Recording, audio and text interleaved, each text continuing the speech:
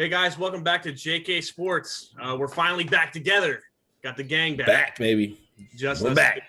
But anyway, so yeah, we're back today to talk to you guys, continue our series about the top 5 position players in the NFL.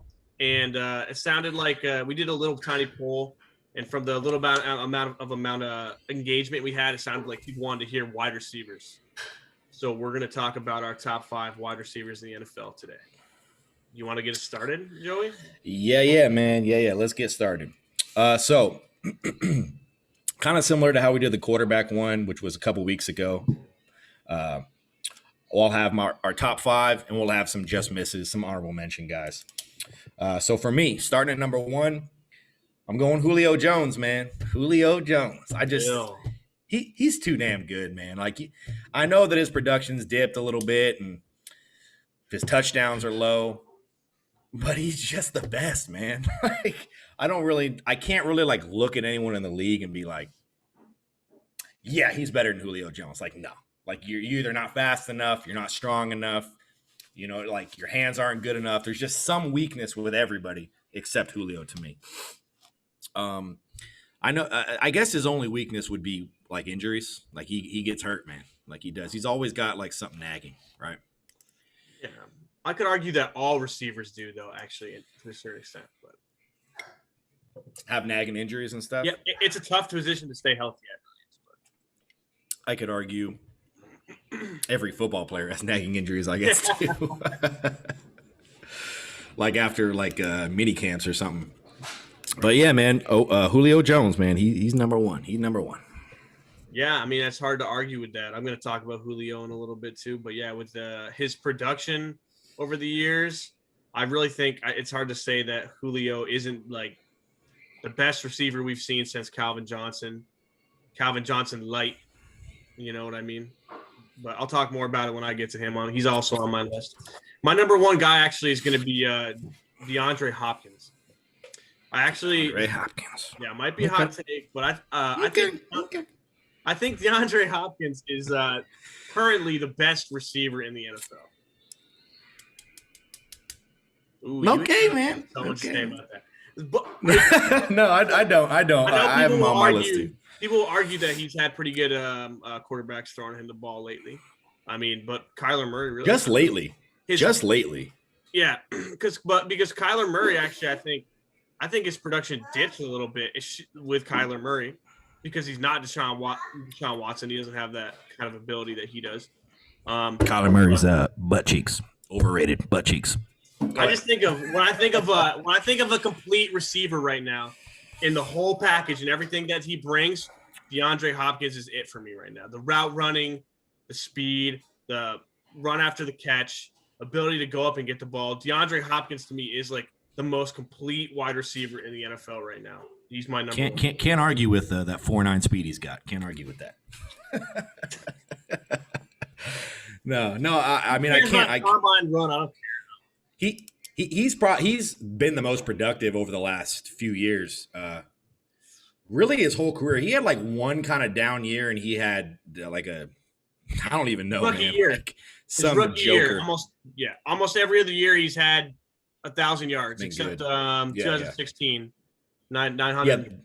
Yeah, that's the down year I was talking about. But if he's over 1,000, he's not just at like 1,050 yards, right? He's at like 1,300. 14, 15. 15, yeah. Like he's unstoppable, man. He really is unstoppable. So I have him high on my list. I actually have him second. So I can't argue, but I just don't think you can really have him on top of Julio. But you know, it is what it is.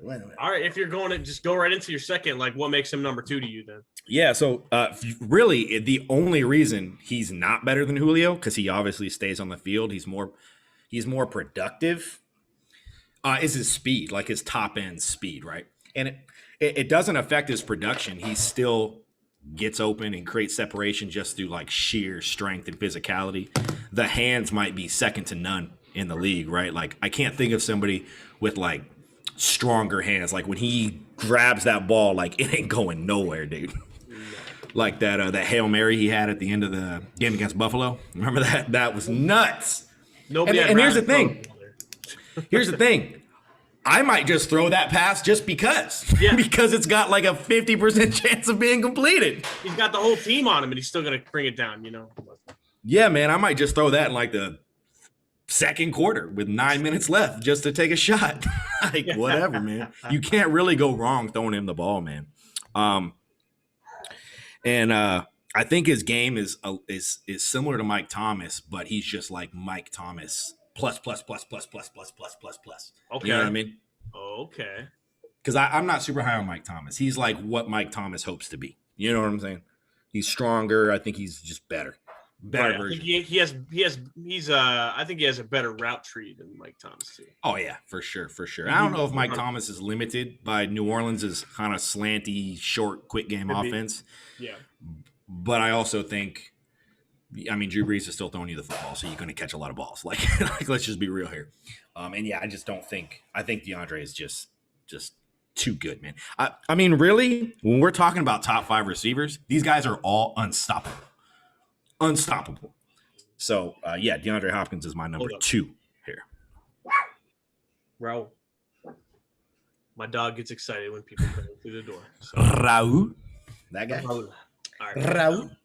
Raul. But anyway, yeah. So I can see that. I can see at least you got him number 2. We're kind of at least we're close on that. But interesting. We have a different number 1 this time. We had the same number 1 for the quarterbacks. We had the same top. We had mostly had the same quarterback list. We swapped 5 and 3. Pretty similar. So I'm gonna change things up a little bit here with my number 2 guy. Number 2 in the league right now. It's so tough for me to think about this stuff because, like, I think about who I want to throw the ball to right now. And I was telling Joey this before too, that my stuff that I value the most in a receiver. And like number 1, hands. Number 2, route running. I'm obsessed with route running and getting open. Like I know. I already know who you're talking about. And my you actually, yeah, you think it's. My number 2 is actually Stephon Diggs. Yup, I knew it. Yeah, I knew it was going to be Diggs. So I think Stephon Diggs is the second best receiver in the NFL right now. He killed it last year. Best receiver in the league last year, pretty much. At least from a production standpoint, I think almost. Granted, he has, Josh Allen taking a big leap forward, much better than Kirk Cousins. Throwing, he's getting, he's pretty much taking on the load there. He doesn't have Adam Thielen stealing stealing his targets, his targets and stuff. But, yeah. I don't know, man. So this is where like the production isn't as crazy for Stephon Diggs, but it's. I think that he's trending like tremendously upwards, and I think that he's this kind of production that he had last year is going to follow him for the next few years, and he will remain the number 1 there in Buffalo and just continue to be a problem for cornerbacks and safeties. Yeah. So.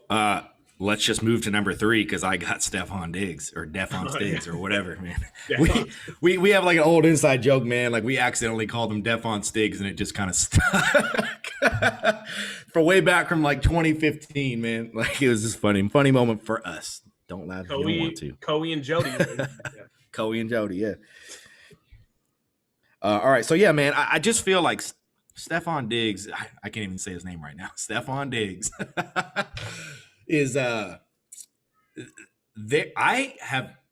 really remember a receiver coming in and changing an offense, like just dramatically upgrading an offense. Right. Now you could say that, hey, Josh Allen took a leap, but I could also say like, hey, he took that leap because he had a dude who was just always open. Mm-hmm. You know what I mean? And that really helped him along. So Stephon Diggs, man, he just does everything exceptionally, right? He just does everything exceptionally. He runs crisp routes. He's got good hands. He catches the ball in traffic. He runs after the catch. Like there's nothing that he doesn't do at an exceptional level. Dude really was a first round talent, I think. And he just what did he have going on in Maryland, right? He had some behavioral stuff or something. Had some negative labels on him. But I really think he's been a professional in the league. Right? Oh, definitely. I've never heard anything negative. I know that there were some things about him. The Minnesota stuff, right? Because he really wanted to leave Minnesota was like the thing. Yeah. But so I would too. It's cold. Yeah, I know. Well, now you're in Buffalo, buddy. Right. Yeah. Better team, though. You got Josh Allen throwing you the ball, not Kirk Cousins. So, yeah, that's my number 3, Stefan Diggs. All right. We're like moving right through it. And my number 3 is also a familiar guy. I got Julio Jones coming in at number 3 for me. Yeah, so I know. These lists just look like too similar, man. We're just like flip-flopping around. I mean, yeah, I feel like they're consensus guys. You know what I mean? A lot of people actually, I think, are like falling off of Julio Jones, and they're saying because of his age that his production is like severely going to dip. What is he, like 32, 33? 33, I think. 33. 33. Yeah. He's still like, in terms of like big bodied, like, I mean, I don't want to throw a jump ball at anybody else in the league, but Julio Jones still pretty much on the outside. And he's still fast enough. He's still got that speed, the size, hands. Man, we always talk about this because, you know, like fantasy, you know, probably where we used to talk a lot before about the less production in the red zone or in the touchdown. 15 catches, 180 yards, and no touchdowns. Right. Yeah. Every week. Like, it always seems like asinine that he doesn't get targeted more in the red zone. Like it's crazy. He's huge. Like he's a big dude. Like I said before, he's like probably the best receiver we've seen in the league since Calvin Johnson, probably. I mean, of all the guys in the league right now, if you're just building someone in a lab, right, it's Julio Jones. Always. I mean, he's still running 4.5 at 32 or 33 years old, you know, so he's still killing it. But yeah, the only reason he hits 3 for me is just because of the age, and I'm just, you know, I'm just feeling regression coming in. It's how I feel. It's like doubting Tom Brady all the time. I feel the regression. You know, it's got to happen, right? Yeah. And I mean, and also I feel like it what you think you're going to get out of Julio depends on, these are wide receivers. This is a dependent position. What you think of Matt Ryan going forward. Yeah. The Falcons committed to him. I talked about Matt Ryan a little bit on the top 5 quarterbacks because he was a miss for me. And I don't think super highly of him. So, he's probably going to keep going for, 10 catches, 130 yards and no touchdowns. And he'll end the season with 1,500 yards and 3 touchdowns. Right. Yeah. 3 touchdowns. Which actually, 3 touchdowns last year. So I know. He didn't have a touchdown catch for like 13 weeks, like dating back to last season or something like that. It was like nuts. It was nuts. All right. Yeah. Who's your number? All right, man. My number 4. So I kind of went back and forth between 4, 5, and some of these just misses, but I have Devonte Adams at number 4.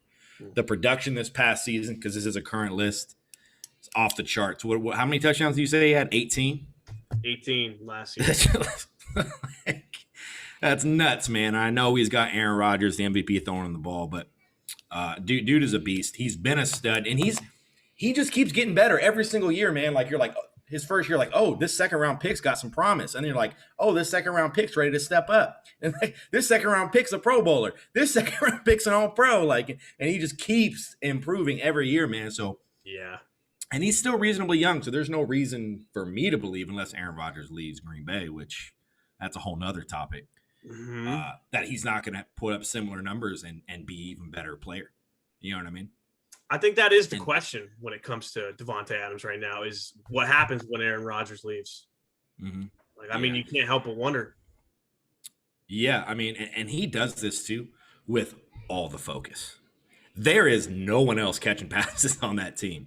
You know what I mean? Like, right. he has – the defense is saying, like, we got to stop Devonte Adams. We got to figure out how to keep the ball out of his hands and make someone else beat us, make Aaron Jones beat us. And he just keeps beating you every week. Every week, dude's beating you, you know? So he's my number 4. He could have been higher maybe. You know, all these guys are toss-ups, I feel like. And then, you know, I mean, you can't – if my team had any of these guys, I'd be pumped. I almost said humped. Pumped. I'd be pumped. So this is an interesting stat about Devonte Adams too, because he's my number 4 as well. I think we got the final 2 guys are the same. But interesting stat about him, especially last year. Wow, what a year! I know it was Aaron Rodgers' MVP year, so of course he's gonna ball out. But like, man, dude, Like per game, bro. Yards per game, 98.1. It's like 1,500 something yards. I know. Yards per target, 9.2. Oh my god, dude! Ridiculous. How many catches? Over 100. Right? You know how many first downs he caught? How many? 73. Jesus. Yeah, man. Dude is. He's so good. He's so good, dude. He's so good. Yeah, he's another one of those true definitions of number one. He's your number one guy. Yeah. And I mean, I love him for the same reasons I love Stefan Diggs. Pretty much, is just the separation, the ability to get open, the route running. Yeah, obsessed. He's not a burner at all by any means. No. But he just gets it done. Sometimes, man, guys just maximize their gifts and just get it done. We talked a little bit about that in our quarterbacks, like with Deshaun Watson. Like nothing's elite. Same with Devonte Adams. Nothing's elite. The route running you have to work at. It's elite now. You know what I mean? He just keeps getting better. Consistent. Yeah. Oh, and also he only played 14 games this year. Oh, that's right. That's right. He actually is injured a lot of years, as I'm looking at. He just kind of he has little nicks. Little nicks, I know, that keep him out of a game or two. 15 games, 18 touchdowns. Come on, bro. Dude's unreal. All right. So yeah, going to your who's your number 5? Who falls in here at the last spot? Well, let's go. Let's do what we did last episode in this series. And the near misses. Some just misses, man. Because I'm actually still debating. I don't know yet, man. I know I have a list here, but I'm gonna swap it out. I think I'm gonna swap it out because. Oh, okay. Yeah. So some of the honorable mentions here. These are not all just misses. Again, I'm gonna have a bigger list than you, but. So some of the honorable mentions here. We got Amari Cooper. Mm-hmm. Forget that. Like I'm gonna mention him because he's a Cowboy, but. Nope. Bye.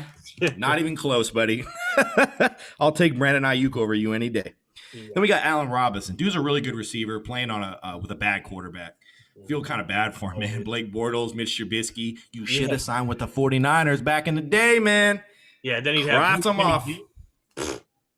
He'd have Jimmy G, baby. Hey, he's better than Mitch Trubisky. He's better than Blake Bortles. True. And then he'd have Trey Lance, baby.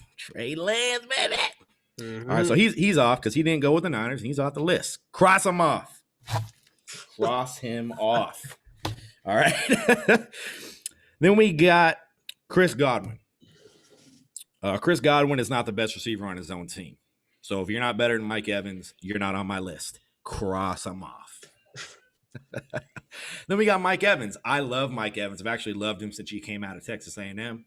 I remember looking at like all 22 film for Evans and being like, dude, like this dude is making Johnny Manziel. Like if Johnny Manziel didn't have Chris or Mike Evans to throw the ball to, he would be on. He's huge too. He's a big ass receiver too. 6'4" or something like that. Yeah, like tight end size. Yeah. But you're hurt all the time. You do get nicks and knacks, and you're not as good as the other guys. Right. Cross them off. Mike Thomas. I kind of just don't like you very much. Cross him off the list. Wow. You look at his production? I don't care. All right. Cross him off. Now we're going over to DK Metcalf. You're a Seahawk. Cross him off the list. Get him out. Oh, did you see he's gonna try out for the Olympics or something, right? Yeah, I saw that. Yeah, whatever. Try out for the Olympics. Yeah. Are you going to name off half the league? Fun. Who else do you have left? Odell Beckham, man. I've always liked Odell. I think he's really good, but he's had some injuries the last, 2 out of the last 3 years. And even this first year with the Browns, he had like a sports hernia or something, right? Yeah. Like, dude probably shouldn't even been out there. Since he's been Still there. Went for over 1,000 yards. Never had a great quarterback either, man. I don't know what y'all feel about Eli Manning, but I feel like he's not very good. Not when, not by the time. Just not ever. Not ever. Is Joe Flacco good? Because he went on a crazy run and won a Super Bowl too. Cross him off the list. Odell, sorry, buddy. All right. Now, here's my 2 just misses, man. These are the guys that I was floating out for that 5th spot. We got Keenan Allen over here. And then we got Tyreek Hill over here. Mm-hmm. I feel like this is kind of a preference thing, man, because Tyreek Hill just, like, takes the top off, like, nothing we've ever even seen before. Right. And even before he really blossomed and developed into a good route runner and receiver, he was a filthy gadget guy, Pro Bowl special teamer. Right, exactly. So like the dude just can get it done. He's got his issues off the field. Probably shouldn't even played in the league last year, in my opinion. So, whatever. Cross him off the list. Ooh. Number 5, Keenan Allen, man. He's the 5th best receiver in the league. He's just production. It's the same reason for Devonta Adams, man. It's production. Dude runs like a 6'2", and he's just getting open and making catches. I know he had that lacerated kidney a few years ago, right? And he missed a lot of games, but he came back strong. He tore his ACL once too, came back strong. The dude just like, you can do whatever you want to him, and he's just going to catch 100 balls. Right? He's going to catch 100 balls. I think he's better than Mike Thomas, who has like, they're all in that same vein of like kind of slower route running technician type guys. He's better than Mike Thomas to me. I can't argue with how much production he provides all the time. And I feel like he's always under the radar as far as like what is a great receiver in the league, because there's the flashy guys like Tyreek Hill. There's the flashy guys like Mike Thomas plays for the Saints. San Diego's like NFL purgatory kind of. You know what I mean? Yeah, like nobody knows anybody in San Diego. Yeah, it's East Coast bias too, man. These West Coast games are on later. Like you're right. You're totally right.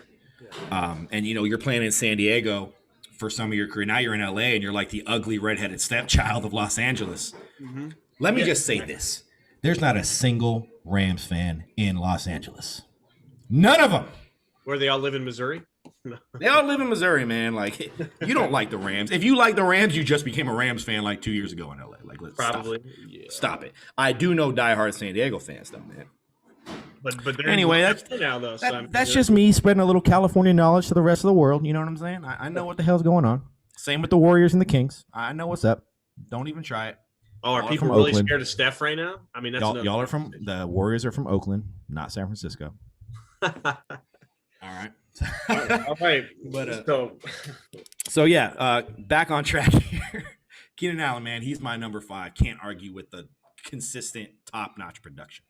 Right. Number 5, huh?